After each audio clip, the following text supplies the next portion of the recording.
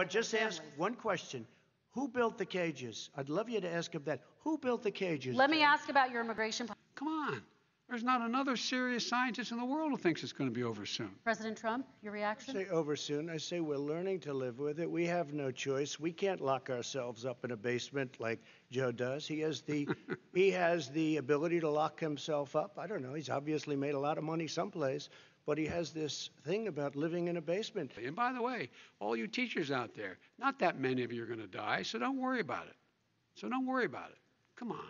President Trump, let me follow up with you quickly. By the way, I will say this. If you go and look at what's happened to New York, it's a ghost town. It's a ghost town. And when you talk about plexiglass, these are restaurants that are dying. These are businesses with no money. Putting up plexiglass is unbelievably expensive, and it's not the answer. I mean, you're going to sit there in a cubicle wrapped around with plastic. These are businesses that are dying, Joe. You can't do that to people.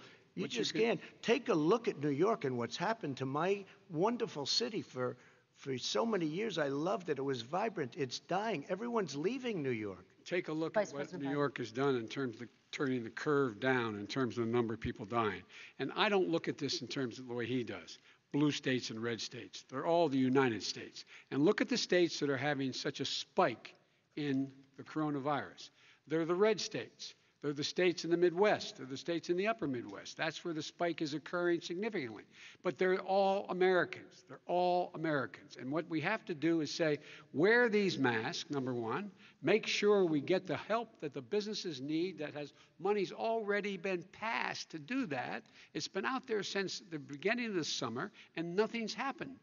President, New York has lost more than 40,000 people, 11,000 people in nursing homes. President Trump, when you say spike, take a look at what's happening in Pennsylvania, where they've had it closed. Take a look at what's happening with your friend in Michigan, where her husband's the only one allowed to do anything. It's been like a prison.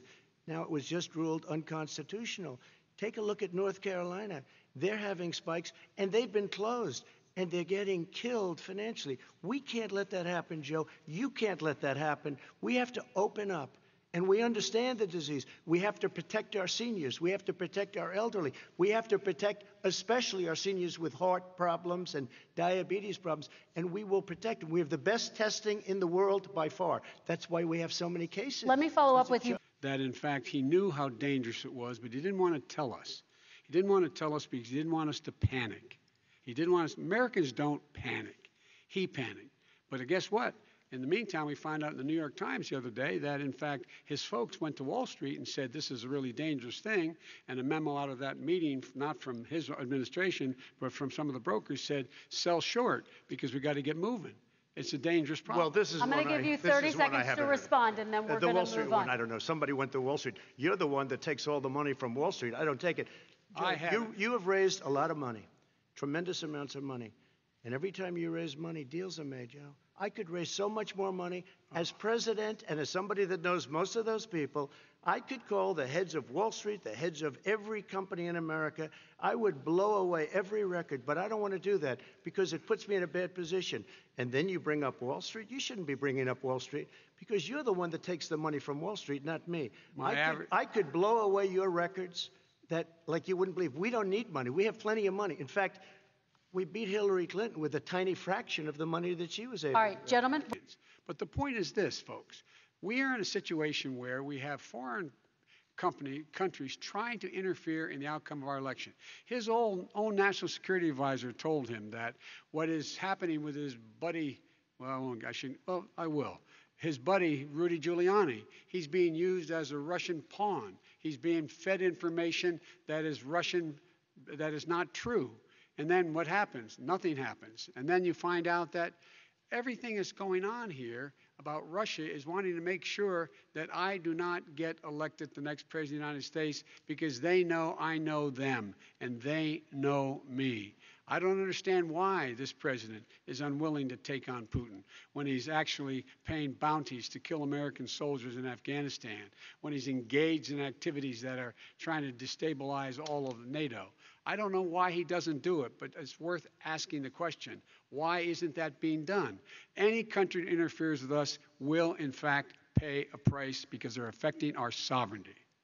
President Trump, Same question to you. Let me ask the question. You're going to have 2 minutes to respond. For 2 elections in a row now, there has been substantial interference from foreign adversaries. What would you do in your next term to put an end to this? 2 minutes uninterrupted. Well, let me respond to the first part, as Joe answered. Joe got $3.5 million from Russia, and it came through Putin because he was very friendly with the former mayor of Moscow, and it was the mayor of Moscow's wife. And you got $3.5 million. Your family got $3.5 million, and someday you're going to have to explain, why did you get 3.5? I never got any money from Russia. I don't get money from Russia.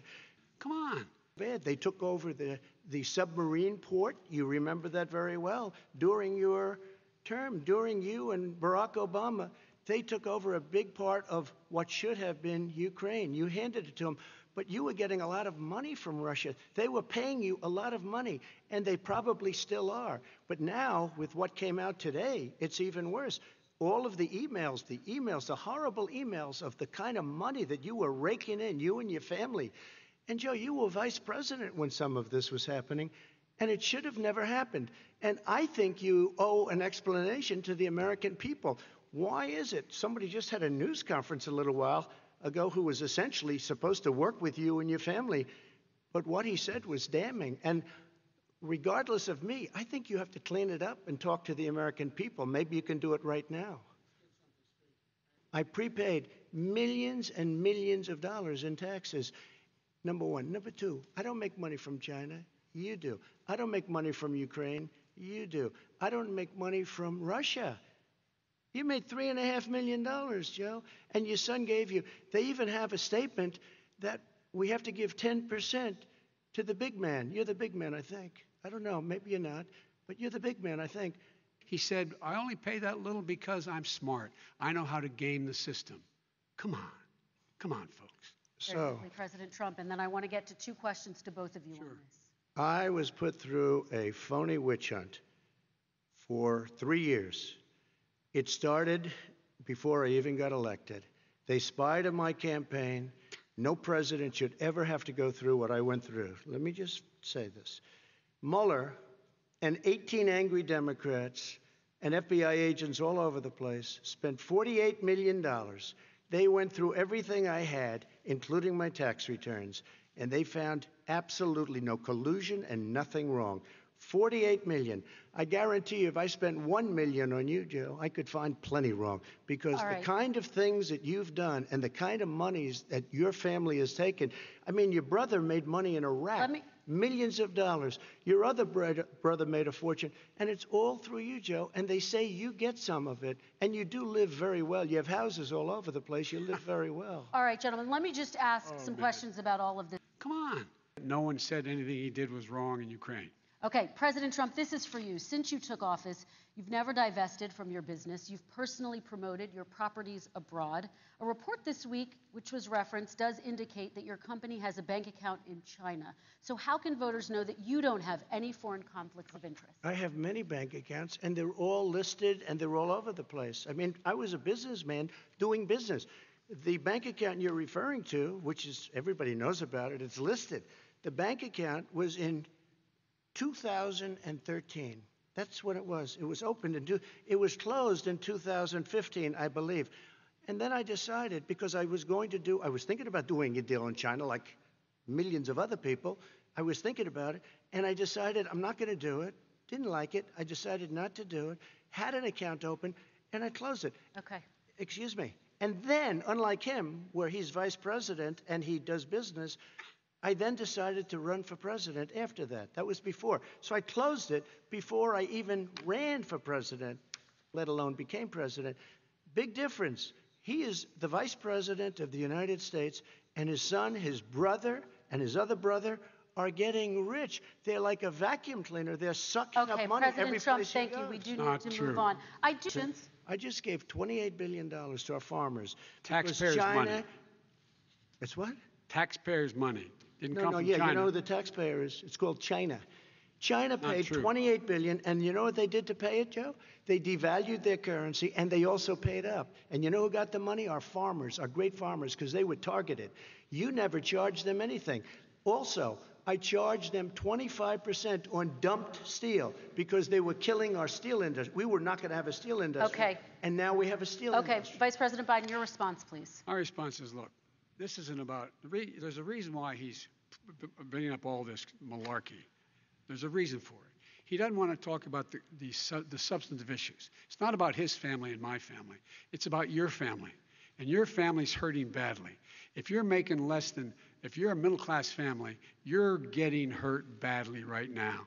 You're sitting at the kitchen table this morning deciding, well, we can't get new tires, they're bald because we have to wait another month or so. Or are we going to be able to pay the mortgage? Or who's going to tell her she can't go back to community college? They're the decisions you're making in the middle-class families like I grew up in Scranton and Claymont. They're in trouble. We should be talking about your families, but that's the last thing he wants to talk about. I want to talk about North Korea. I do want to turn to 10 seconds, Mr. President. That's 10 a seconds. typical political statement. Let's get off this China thing, and then he looks, the family, around the table, everything. Just a typical politician when I see that. Let's talk about North I'm not a typical Korea now. politician. Okay, That's why I got elected. Let's get off the subject of China. Let's talk sitting around the table. All right. Come on, Joe, you can do better. We're going to talk about if the Supreme Court does overturn that law, those 20 million Americans could lose their health insurance almost overnight. So what would you do if those people have their health insurance taken away? You have 2 minutes uninterrupted. Sure. First of all, I've already done something that nobody thought was possible. Through the legislature, I terminated the individual mandate. That is the worst part of Obamacare, as we call it. The individual mandate where you have to pay a fortune for the privilege of not having to pay for bad health insurance. I terminated. It's gone. Now it's in court because Obamacare is no good. But then I made a decision. Run it as well as you can to my people, great people. Run it as well as you can. I could have gone the other route and made everybody very unhappy. They ran it. Premiums are down. Everything's down. Here's the problem. No matter how well you run it, it's no good. What we'd like to do is terminate it. We have the individual mandate done. I don't know that it's going to work. If we don't win, we will have to run it, and we'll have Obamacare, but it'll be better run. But it no longer is Obamacare, because without the individual mandate, it's much different. Pre-existing conditions will always stay. What I would like to do is a much better health care, much better, will always protect people with pre-existing. So I'd like to terminate Obamacare, come up with a brand new, beautiful health care. The Democrats will do it because there'll be tremendous pressure on them, and we might even have the House by that time, and I think we're going to win the House, okay? You'll see, but I think we're going to win the House. But come up with a better health care, always protecting people with pre-existing conditions. And one thing very important, we have 180 million people out there that have great private health care. Far more than we're talking about with Obamacare. Joe Biden is going to terminate all of those policies. These are people that love their health care, people that have been successful, middle-income people, been successful. They have 180 million plans, 180 million people, families. Under what he wants to do, which will basically be socialized medicine, he won't even have a choice, they want to terminate 180 million plans. We have done an incredible job on health care. And we're going to do even better. Okay, families within this context. Mr. President, your administration separated children from their parents at the border, at least 4,000 kids. You've since reversed your zero-tolerance policy, but the United States can't locate the parents of more than 500 children. So how will these families ever be reunited? Children are brought here by coyotes and lots of bad people, cartels, and they're brought here, and they used to use them to get into our country. We now have as strong a border as we've ever had. We're over 400 miles of brand new wall. You see the numbers, and we let people in, but they have to come in legally, and they come in through merit. But how will you reunite these kids with their families, let me just tell you, Mr. President? they built cages. You know, they used to say, I built the cages, and then they had a picture in a certain newspaper, and it was a picture of these horrible cages, and they said, look at these cages. President Trump built them, and then it was determined they were built in 2014. That was him. Do you have a plan to reunite the kids? Yes, we're working on it we're trying very hard. But a lot of these kids come out without the parents. They come over through cartels and through coyotes and through gangs. Vice President Biden, let me bring... Because we made a mistake. It took too long to get it right. It took too long to get it right. I'll be president of the United States, not vice president of the United States. And the fact is, I've made it very clear.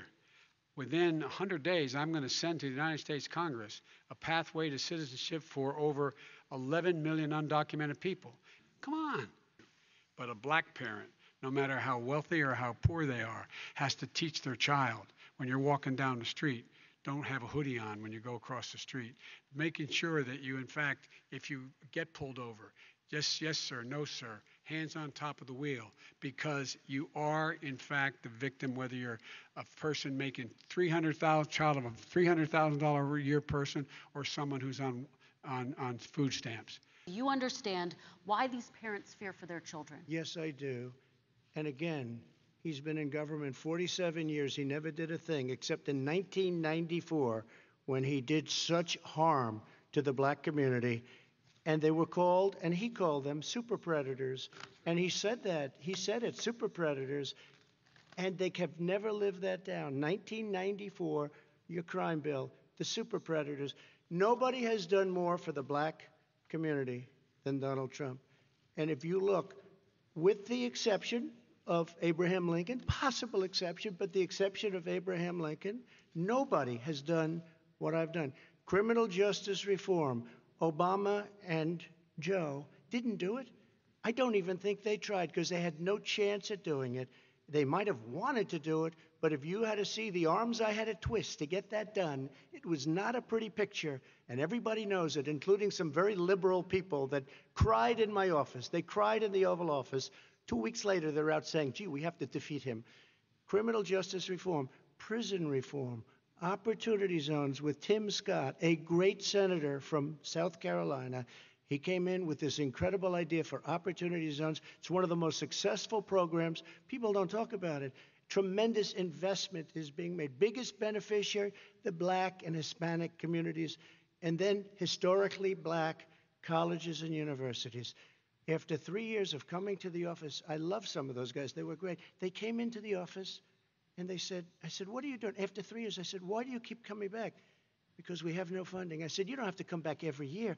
We have to come back because President Obama would never give them long-term funding, and I did. 10-year long-term funding, and I gave them more money than they asked for because they said, I think you need more. And I said, the only bad part about this is I may never see you again because I got very friendly with them, and they like me and I like them. But I saved historically black colleges and universities. Okay, and we're going to... Why didn't you do it? You were vice president. You keep talking about all these things you're going to do, and you're going to do this.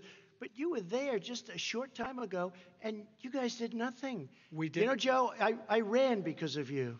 I ran because of Barack Obama, because you did a poor job. If I thought you did a good job, I would have never run. I would have never run. I ran because of you. I'm looking at you now. You're a politician. I ran because of you. You know his character. You know my character. You know our reputations for honor and telling the truth. I am anxious to have this race. I am anxious to see this take place. The character of the country is on the ballot. Our character is on the ballot. Look at us closely. Let me ask some follow-up. Excuse me. Please respond, and then we're going to have If follow-up this stuff is true about Russia, Ukraine, China, other countries, Iraq, if this is true, then he's a corrupt politician. All right. So don't give me the stuff about how you're this innocent baby. Joe, they're calling you a corrupt politician. Nobody's President Trump, I want to stay on the issue of race. We're talking about the issue. Laptop from hell. President Trump, we're talking about race. What he's saying is a bunch of garbage.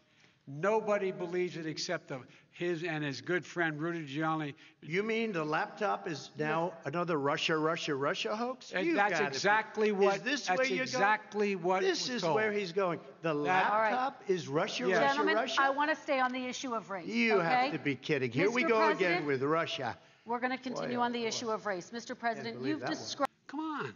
each of you, how would you both combat climate change and support job growth at the same time? Starting with you, President Trump, you have 2 minutes uninterrupted.